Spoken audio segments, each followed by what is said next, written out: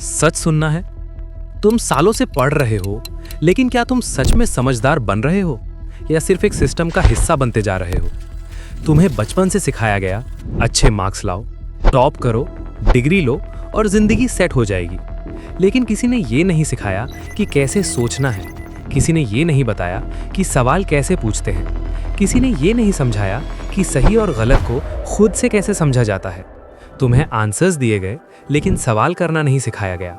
और यहीं से एक डेंजरस पैटर्न शुरू होता है। तुम धीरे धीरे दूसरों की सोच पर डिपेंड होने लगते हो। तुम वही मानते हो जो तुम्हें बताया जाता है। तुम वही करते हो जो सेफ लगता है। और एक दिन तुम रियलाइज करते हो कि तुम्हारे पास डिग्री तो है, लेकिन डायरेक्शन नहीं। क्योंकि एजुकेशन तुम्हें इंफॉर्मेशन देती है, लेकिन इंटेलिजेंस तुम्हें अंडरस्टैंडिंग देती है। और इन दोनों में बहुत बड़ा फर्क है।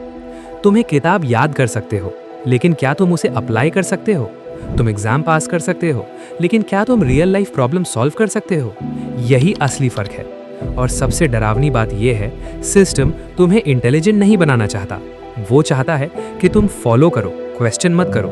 क्योंकि जो इंसान सवाल पूछता है वो कंट्रोल नहीं होता, और जो इंसान सिर्फ फॉलो करता है वो कभी ग्रो नहीं करता।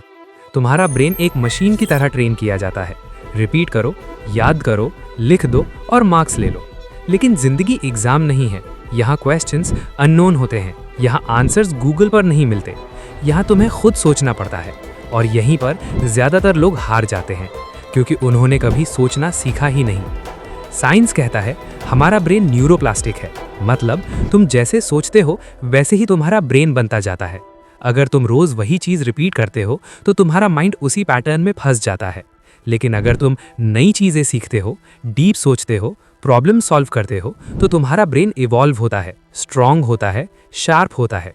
लेकिन प्रॉब्लम यह है, कंफर्ट ईजी है, सोचना मुश्किल है। इसलिए लोग ईजी रास्ता चुनते हैं। रट्टा मारो, पास हो जाओ और खुश रहो। लेकिन अंदर से तुम जानते हो कि तुम केपेबल हो उससे कहीं ज्यादा के लिए। तुम्हारे अंदर पोटेंशियल है, लेकिन तुम उसे यूज नहीं कर रहे। क्यों? क्योंकि तुमने खुद से सोचना बंद कर दिया है। तुम आंसर्स ढूंढते हो, लेकिन क्वेश्चंस नहीं पूछते। तुम सेफ खेलते हो, रिस्क नहीं लेते। और यही तुम्हें एवरेज बना देता है। लेकिन एक चीज समझ लो, इंटेलिजेंस कोई टैलेंट नहीं है, ये एक स्किल है। और हर स्किल की तरह इसे डेवलप किया जा सकता है।